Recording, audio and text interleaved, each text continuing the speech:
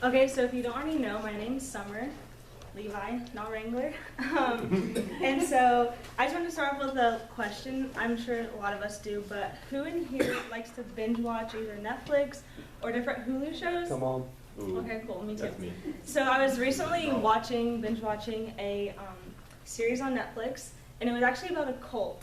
And so I'm not going to go and name shows, but so it goes into following this cult, and it goes behind of how he started it, how he manipulated people. And like it does fascinate me because it's just so crazy how people can follow someone's crazy beliefs and things.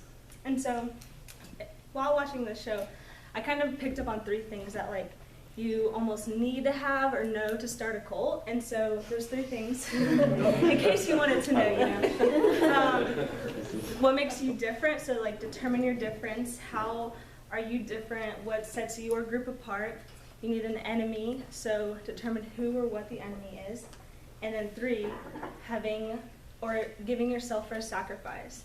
And so after thinking of those things, I was like, okay, now I can understand why people might want, like, say Christianity is a cult, which it's usually as a joke, but like if you start to think about like those 3 things and put it towards Christianity, it's like, it's not as crazy as we think.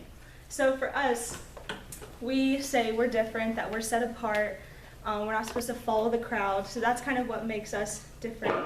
We have our enemy, which is Satan. I hope we all know who our enemy is. We're taught to watch out for him, to not be afraid of him, but that our God has dominion over him. And then 3, that are we willing to die for him, die for Jesus, but that's like where I figured out where the difference is. So our difference is that we're not supposed to die for Christ because he already did that. And so the verse I'm going to read from is 1 John 3:16. So it says, "We know love by this, that he laid down his life for us, and we ought to lay down our lives for our brethren. But whoever has the world's goods and beholds his brother in need and closes his heart against him, how does the love of God abide in him?"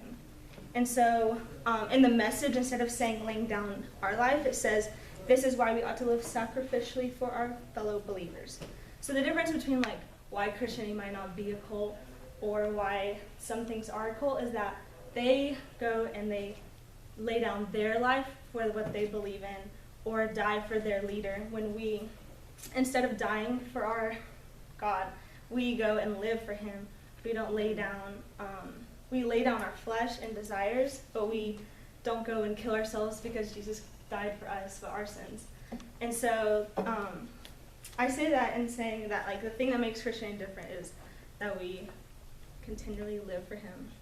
And so I'm gonna go ahead and pray. So bow your heads.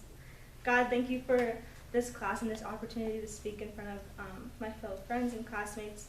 I pray that everyone else that speaks today and the other days, God, that we just listen to you and what you're telling us and wanting us to speak on.